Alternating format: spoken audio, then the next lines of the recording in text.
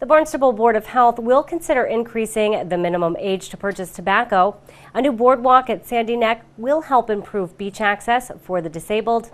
And the Barnstable Police Department now has a permanent drug drop-off box. These stories and more on this episode of Barnstable Today. It's Thursday, April 10th, 2014. I'm Sarah Mantle.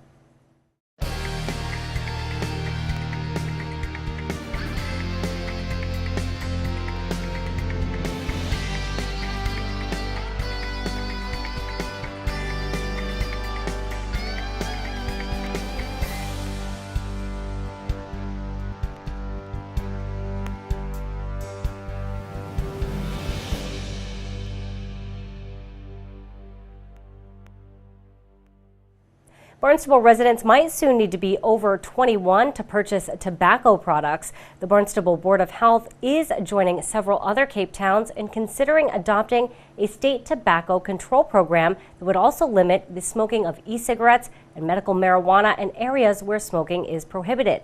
Chair of the Barnstable Board of Health, Wayne Miller, says that while he initially opposed the plan, recent studies have changed his mind. And I have to admit that my first response was negative on it, and my reasoning behind it is the same reasoning that I had when I was an 18-year-old back in the 60s. In that, no, I'm serious, in that, you know, we tell 18-year-olds that we expect them to be able to go to war and fight battles and kill and get killed. Yet we tell them that they're not wise enough to make decisions about smoking and drinking. And personally, I find that problematic. I just find that problematic. But in the meantime, there were a number of articles in the medical journals over the last 3 months, specifically discussing the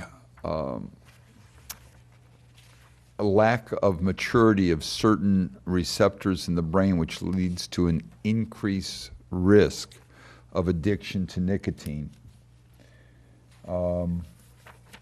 in the teenage years. And so I think that there really truly is a health reason for doing this restriction, and that there's a physiological difference between an 18-year-old brain and a 21-year-old brain in terms specifically of addiction potential. So I have to admit that changed my view in terms of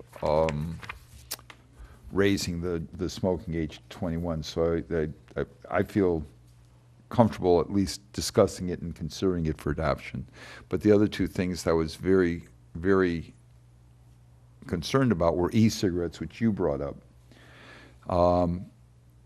And again, there have now been, I think we talked about this a few meetings ago, there was some question about whether e-cigarettes were a good alternative to patches and gum as a mechanism to quit smoking, because there were some preliminary studies that that seemed to indicate that they had more success than the nicotine patches or gum. But since that meeting 2 or 3 months ago, there have been 3 large studies which have failed to confirm that advantage. In fact, gum and the patches seem to do a better job than the e-cigarettes in terms of it. So that advantage is gone. And now there seems to be some serious issues in terms, there's also been a couple papers that have shown the presence of different poisons within the vapors that are put off. And then secondly, there's been a 200% increase in poisonings from ingestion of the e-cigarette liquids. Huge increase, and mostly of children. 8 Bay State towns have already adopted the model regulation created through the tobacco control program, including Needham and Scituate. Closer to home, the town of Yarmouth expects to pass the bylaw by July 1st. The conversation will continue for Barnstable's Board of Health Committee at its next meeting in May. Miller expects to host a public hearing on the matter in June. A new boardwalk will help increase beach access for disabled individuals at Sandy Neck. The Old Kings Highway Historic District Committee approved the plan at its meeting this week. Town architect Keith Mackenzie Betty says the project will also help to cover an existing water wellhead that had become hazardous. Boardwalk construction will begin in the next few weeks. The town has a great way to offer feedback on current issues without leaving your home. Channel 18's Sarah Colvin has details. With the Barnstable iForum Minute, I'm Sarah Colvin. Barnstable iForum is the town's online virtual town hall, a place to go to share your thoughts and ideas for moving the town forward. New to Barnstable iForum, it's easy and safe to log on and participate. Head to barnstableiforum.com. You can even log in with your Facebook credentials. We have 3 brand new topics of discussion awaiting your input on Barnstable iForum. The Cape Cod Commission and Town of Barnstable have begun a study of Route 28 between Old Stage Road in Centerville and Burses Way in Hyannis. Log on to Barnstable iForum to share your concerns regarding safety, access, and congestion along this stretch of Route 28. Next, what improvements would you like to see along C Street in Hyannis? What streetscape improvements would make C Street a better place to walk, bike, or drive? And the town of Barnstable is celebrating its 375th anniversary this year. We know you have stories and memories from your time in town. Share them as part of the conversation at barnstableiforum.com. Log on, sign in, or sign up and start contributing today. Barnstable is listening at barnstableiforum.com. With this Barnstable iForum Minute, I'm Sarah Colvin. And now with sports, here's Brenna McCoubry. Good afternoon, Barnstable. I'm Brenna McCoubry, here to bring you the latest on National and Red Raiders sports. Last night, the Boston Celtics fell to Atlanta Hawks 105-97. They'll be coming home to TD Garden tomorrow night for a 7:30 tip-off against Charlotte Bobcats. Tonight, the Boston Bruins are in Winnipeg to play the Jets. Puck drops for the Bees at 8 and will be featured on Nesson. We'll see former Boston Red Sox center fielder Jacoby Ellsbury tonight as the Red Sox face the New York Yankees. The first of the 4 games in New York will start at 7:05 tonight as Clay Buchholz will have the start on the mound for the Sox. Closing in on what's happening here in the town of Barnstable, the U.S. Adult Figure Skating Championship has taken over the Hyannis Youth and Community Center. From now through April 12th, you can head over to the HYCC to see over 600 professional skaters between the ages of 21 and 85 competing for individual and championship titles.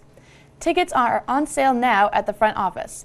Single-day passes are $15, $12 for seniors over 60 and over.